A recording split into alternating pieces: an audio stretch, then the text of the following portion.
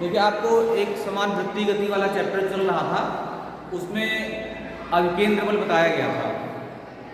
अभिकेंद्र बल क्या होता है, इसका क्या फार्मूला है, ठीक है, इस पर चर्चा हो गई थी। अभिकेंद्र बल वह बल है जो किसी वृत्ताकार पथ में घूमने के लिए उस वस्तु को आवश्यक बल उपलब्ध कराता है। कहने का मतलब कि यदि कोई वस्तु वृत्ताकार पथ पर घूम रही है तो उसको घूमने के लिए एक बल चाहिए, क्योंकि उस बल की दिशा हमेशा केंद्र की तरफ रहती है। कहाँ रहती है? केंद्र की ओर रहती है। जो वृत्ताकार पथ जहाँ पर वह घूम रहा है, ठीक है, उसके केंद्र की तरफ उसकी दिशा रहती है, तो इसलिए उसका नाम क्या है? अभिकेंद्र बल, जिसका मान जो है आपको बताया गया था F=mv²/r।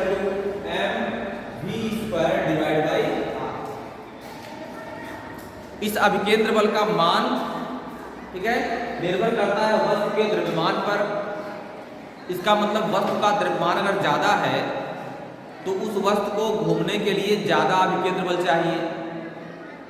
उस वस्तु का वेग अगर ज्यादा है तब भी उस वस्तु को घूमने के लिए ज्यादा अभिकेंद्र बल चाहिए। जैसे मान लीजिए कोई वस्तु है, उसको आप ऐसे छोटी वस्तु है, उंगली से नचा रहे हैं, वैसे अगर ज्यादा तेज नचाओगे तो उंगली पर ज्यादा जोर पड़ेगा, है ना, क्योंकि ज्यादा बल लगाना पड़ेगा अंदर की तरफ। और आराम से घुमाओगे अगर तो कोई बल नहीं लगाना पड़ेगा, है ना। तो अभिकेंद्र बल जो आपका है वो वेग पर भी निर्भर करता है, उस वृत्ताकार पथ की त्रिज्या पर भी निर्भर करता है। वृत्ताकार पथ की त्रिज्या ज्यादा अगर होती है तो अभिकेंद्र बल कम लगता है, कम रहती है तो ज्यादा लगता है। ठीक है, इतना समझ गए बात को? ये अभिकेंद्र बल है। अभिकेंद्र बल के अगेंस्ट दिशा में एक ऐसा स्यूडो फोर्स होता है, छद्म बल होता है, जिसका एहसास हमको होता है, उसका नाम होता है अपकेंद्र बल। क्या नाम उसका है? अपकेंद्र बल, सेंट्रीफ्यूगल फोर्स, अपकेंद्र बल। ऐसा वास्तव में कोई बल नहीं होता है, लेकिन ऐसा हमको एहसास होता है कि कोई बल कार्य कर रहा है। क्लियर बात हो रही ना? तो उसे हम कहते हैं अपकेंद्र बल। अब हम यहाँ पर क्या पढ़ेंगे आज? किसी समतल सड़क पर गति, ठीक है। देखिए कोई भी वस्तु है वो अगर प्लेन समतल पर चली जा रही है तब तो कोई दिक्कत नहीं है, लेकिन अगर वो जरा सा भी मुड़ेगी, किसी वृत्ताकार चाप पर मुड़ेगी, पूरा वृत्त नहीं बनाएगी लेकिन वृत्ताकार चाप पर मुड़ेगी। जैसे आप कहीं जा रहे हैं तो सीधे तो आप जाते नहीं, घर से निकलते हैं तो बीसों मोड़ पर जाते हैं, यहाँ स्कूल आते आते आपको तो कहीं न कहीं मोड़ना तो पड़ता ही आपको है। आप देखोगे जहाँ भी मोड़ना पड़ता आपको है वहाँ साइकिल को झुकाना जरूर पड़ता है। बिना साइकिल को झुकाए या बिना थोड़ा सा खुद झुक गए आप उस मोड़ को नहीं पार कर सकते किसी कीमत पर, क्योंकि मोड़ को अगर पार करना है, वृत्ताकार चाप पर मुड़ना है, इसका मतलब कि आपको अभिकेंद्र बल चाहिए। वृत्ताकार मार्ग जहां बना वहां अभिकेंद्र बल आपको चाहिए। वो अभिकेंद्र बल कहां से मिलेगा? अब यहां पर तो अभिकेंद्र बल आपकी साइकिल का जो पहिया होता है और जो जमीन होती है, सड़क होती है, उन दोनों के बीच जो घर्षण बल कार्य करता है, साइकिल के पहिए और सड़क के बीच जो घर्षण बल कार्य करता है उसी घर्षण बल से मिलता है। थोड़ी सी आपकी जो साइकिल है वो तिरछी हो जाती है, फिर साइकिल जो आपकी है वो सड़क को नीचे की ओर धकेलती है और आपको अभिकेंद्र बल मिलता है। आप ऐसे झुके झुके पार कर लेते हैं उसको। अगर वही जो सड़क हमारी है वो फ्रिक्शनलेस हो जाए, बिल्कुल चिकनी हो जाए, तो उस अवस्था में आप जैसे ही हल्का सा मोड़ेंगे फिसल जाएंगे, पार नहीं कर सकते, क्योंकि आपको घर्षण बल नहीं मिल रहा है। तो अभिकेंद्र बल कहाँ से मिलेगा? फिर अभिकेंद्र बल नहीं मिलेगा तो मुड़े कैसे? पार नहीं हो सकते। समझ रहे बात? एक चीज तो ये हो गई। दूसरी चीज ये कि जब भी आपको कहीं मुड़ना है किसी वृत्ताकार पथ पर, तो आपका जो वेग है वह भी एक निश्चित वेग से कम ही होना चाहिए। अगर बहुत ज्यादा वेग कर दिए तो खूब तेज साइकिल चला रहे हो, है ना, मोड़ छोटा सा है तो कैसे मोड़ पाओगे? वेग ज्यादा आपका है तो बिल्कुल मोड़ते मोड़ते दूसरी तरफ निकल जाओगे, गिर जाओगे, मोड़ को पर मुड़ ही नहीं पाओगे। आप थोड़ा महसूस कीजिए कि आप तेज साइकिल चला रहे हैं और मोड़ आ गया, आप ऐसे साइकिल मोड़ेंगे हैंडल और मोड़ते मोड़ते मोड़ते मोड़ते आप मोड़ को पार कर जाएंगे, मोड़ नहीं पाएंगे। या तो मोड़ का चाप काफ़ी लंबा हो तब आप जो है मोड़ पाएंगे, और मोड़ जल्दी पड़ गया अगर तो आप मोड़ नहीं पाएंगे, और ज़्यादा झुका लोगे साइकिल को गिर जाओगे। इसलिए आपका एक निश्चित वेग होना चाहिए। किसी वृत्ताकार पथ को पार करते समय, वृत्ताकार मोड़ पर मुड़ते समय आपका एक निश्चित वेग होना चाहिए, उससे ज़्यादा वेग नहीं हो सकता है। ये डिपेंड करता है किस पर? ये डिपेंड करता है उस सड़क में कितना घर्षण बल है, कितना अधिकतम आप झुका सकते हैं। तो देखिए उसी पर हम चर्चा करेंगे। तो पहले हम आपको बता रहे हैं कि कितना अधिकतम वेग आपका रहेगा कि आप बिना गिरे हुए पार कर ले जाएंगे। मान लीजिए एक व्यक्ति है, उसकी चाल है v चाल से वह m द्रव्यमान का व्यक्ति है। मान लो साइकिल सवार सही साइकिल का जो वेट है वो m किलोग्राम का है, या कोई कार है वो भी m किलोग्राम की, कुछ भी मान लीजिए तो हो जाए। और ये r आपकी क्या है? ये r त्रिज्या है। तो mv² डिवाइड बाई r, ये आपका हो गया अभिकेंद्र बल। ये अभिकेंद्र बल मिलेगा कहाँ से? ये बताया हमने आपको। ये अभिकेंद्र बल कहाँ से मिलेगा? घर्षण बल से मिलेगा। साइकिल के पहिए और सड़क के बीच जो घर्षण बल है, उसी घर्षण बल से ही अभिकेंद्र बल मिलेगा। इसका मतलब कि ये जो हमारा अभिकेंद्र बल है, ये घर्षण बल के बराबर हो या उससे कम हो। उससे ज़्यादा हो जाएगा तो पार ही नहीं कर पाओगे। इसका मतलब है कि आपको पार करने के लिए जो हमारा इसको यथेष्ट कर देते हैं, जो हमारा घर्षण बल है उसी से मिलेगा अभिकेंद्र बल। तो अभिकेंद्र बल तो घर्षण बल से कम ही होगा या बराबर हो सकता है, ज़्यादा तो हो नहीं सकता। तो mv² divide by r equal to fs, और fs की वैल्यू क्या होती है? fs इक्वल टू क्या होता है? μs r। तो mv² divide by r is less than r equal to fs। fs की वैल्यू है μs r और r की वैल्यू क्या है? mg।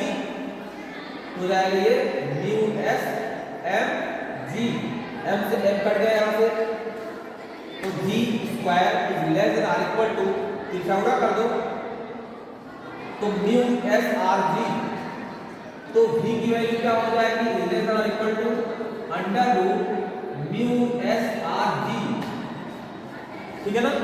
तो जो वेग हमारा है, जो वेग है वह अंडर रूट μs rg से कम होगा या ज़्यादा से ज़्यादा जो है वो इसके बराबर ही हो सकता है।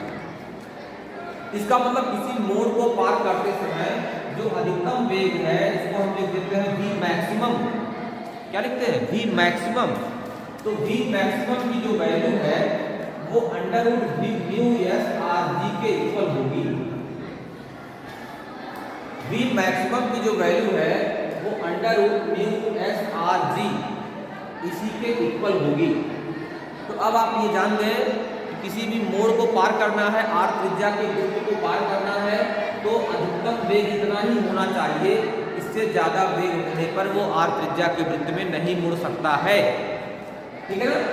ये μs जो है घर्षण गुणांक है आपका, जी आप जान ही रहे हैं, r जो है उस वृत्ताकार पथ की त्रिज्या है।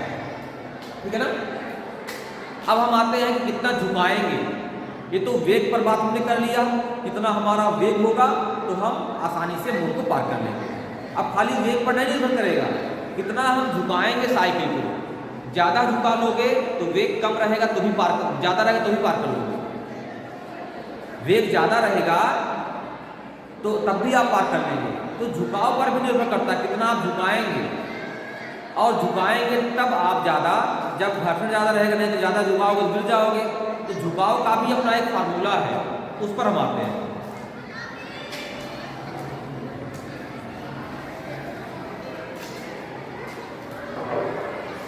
देखिए अगर साइकिल सवार है, ठीक है ना? अब साइकिल सवार ध्यान दो,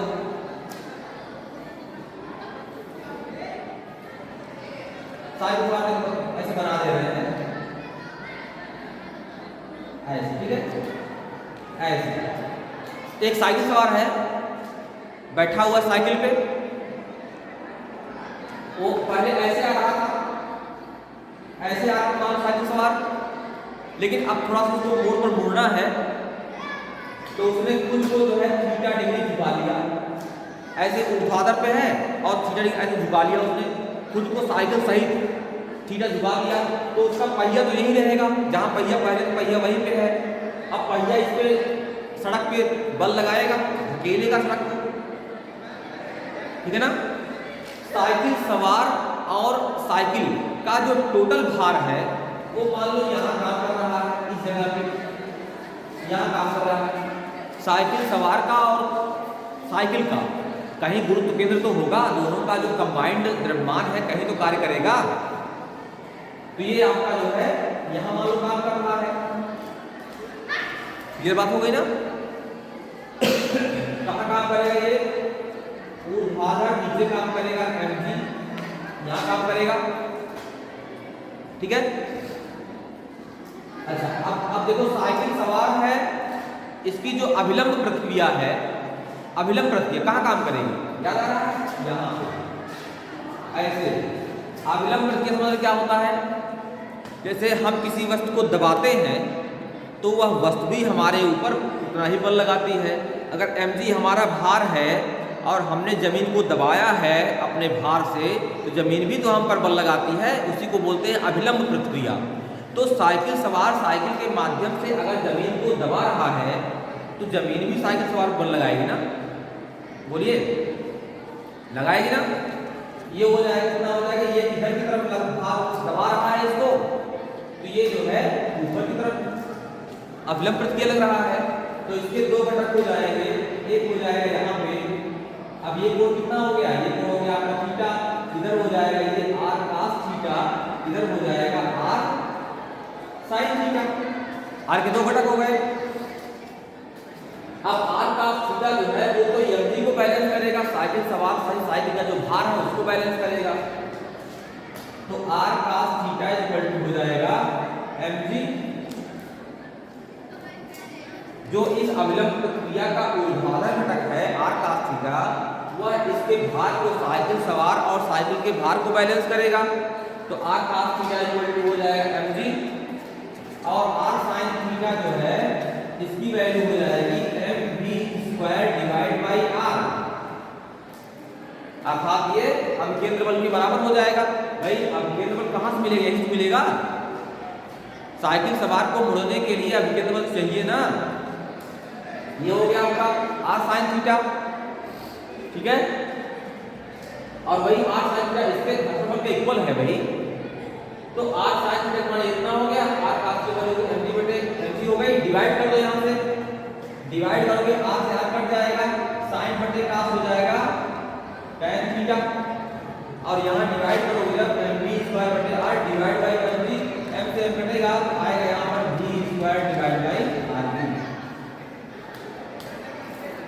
इसका मतलब ये हुआ कि जो थीटा झुकाव हमारा है उस थीटा का जो tan होता है, tan थीटा, वह v² बटे rg के इक्वल होगा, ठीक है। tan थीटा इक्वल टू क्या होगा, v² बटे rg,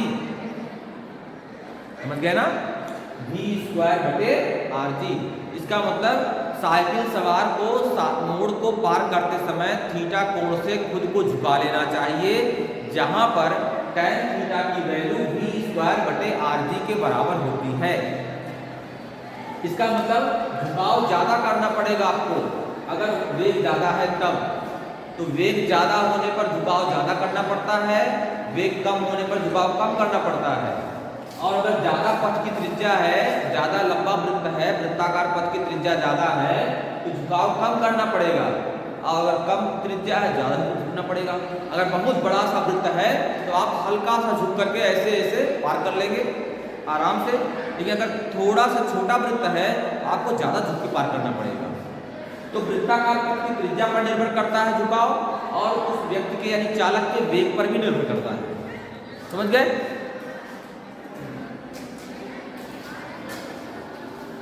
अब देखिए मानिए साइकिल सवार अगर है, तब तो हमने बता दिया आपको कि वह खुद को केंद्र की तरफ झुका लेता है, ठीक है ना।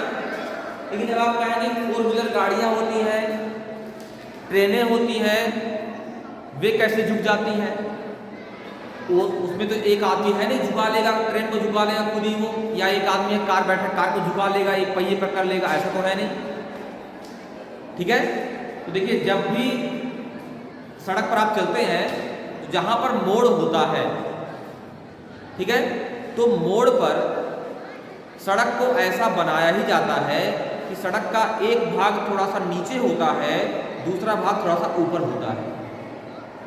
आप याद कीजिए, जब भी आप अच्छी सड़कों पर चलेंगे तो जहां पर मोड़ रहेगा तो मोड़ पर जो बाहर वाली साइड होती है वो थोड़ी सी ऊंची बनाई जाती है और जो अंदर वाली है थोड़ी सी नीची बनाई जाती है। ऐसे ही ट्रेन की पटरियां जब बिछाई जाती हैं तो उसमें जो जहां मोड़ होता है, जहां पर ट्रेन को मुड़ना होता है, तो मोड़ पर जो है जब पटरी बिछाते हैं तो अंदर वाली पटरी को थोड़ा सा नीचे कर देते हैं और जो बाहर वाली पटरी होती है उसको थोड़ा सा ऊपर कर देते हैं, जिससे कि जब ट्रेन उस जगह से गुजरे तो खुद ही झुक जाए, झुकाना ना पड़े, अपने आप झुक जाए। तो सड़क को या रेल की पटरियों को इस तरह बनाते ही हैं मोड़ पर कि ट्रेन या जो 4 व्हीलर गाड़ियां होती हैं वो जब जाती हैं तो अपने आप मुड़ जाती हैं। समझ रहे हैं? तो उनको अपने आप अभिकेंद्र बल मिल जाता है, आपको अभिकेंद्र बल देने की जरूरत ही नहीं पड़ती है। जैसे मान लीजिए ये थीटा कोण आपका है, एक सड़क है, सड़क का एक भाग थोड़ा सा ऊंचा कर दिया गया है, थोड़ा सा ऊंचा होता है, ये ऊंचा कर दिया गया, ये थोड़ा नीचा कर दिया गया। तो अब यहाँ पर मान लीजिए ये मान लीजिए 4 व्हीलर गाड़ी आपकी है ना, ऐसे मान लीजिए ये 4 व्हीलर गाड़ी मान लीजिए आपकी है, इस पर जो अभिलंब प्रतिक्रिया है यही जाएगी आर, और इसका जो भार होगा वो यही नीचे आएगा। इस आर के 2 घटक हो जाएंगे, एक हो जाएगा आर cos थीटा, दूसरा हो जाएगा आर sin थीटा। समझ रहे हैं? फिर वही बात आएगी यहाँ पे, तो आर sin थीटा यही तो अभिकेंद्र बल उपलब्ध कराएगा, जो अंदर की तरफ आर sin थीटा है वही तो कार को मुड़ने के लिए अभिकेंद्र बल उपलब्ध कराएगा। तो ये अभिकेंद्र बल के इक्वल हो गया ये, और जो आर cos थीटा है आपका यह उस वस्तु के भार mg के इक्वल हो गया। डिवाइड करेंगे आप तो फिर वही आएगा tan theta equal to r कटेगा, tan थीटा इक्वल टू होगा m से m कटेगा तो v square divide by r। तो चाहे ट्रेन हो, चाहे बस हो या 4 व्हीलर गाड़ियां हो, चाहे व्यक्ति हो, साइकिल सवार हो, मोटरसाइकिल सवार हो, सबके लिए यही फार्मूला आपका यूज आएगा tan theta equal to v square upon rg। समझ गए बात को? तो इस सिद्धांत का पालन करते हुए और जो अभी हमने सूत्र निकाला था v maximum equal to under root mu s r g, उस सूत्र का पालन करते हुए किसी मोड़ पर आसानी से आप बिना गिरे हुए उस मोड़ को पार कर सकते हैं। समझ गए? इसमें एक टॉपिक बचा हुआ है, बता देंगे आपको, ऊर्ध्वाधर वृत्त में गति, है ना, ऊर्ध्वाधर वृत्त में गति बता देंगे तो ये चैप्टर आपका समाप्त हो जाएगा। न्यूमेरिकल आप जो है ग्रुप में मैसेज करके पूछ लेंगे, उसको हम सॉल्व करा देंगे आपको। ठीक है।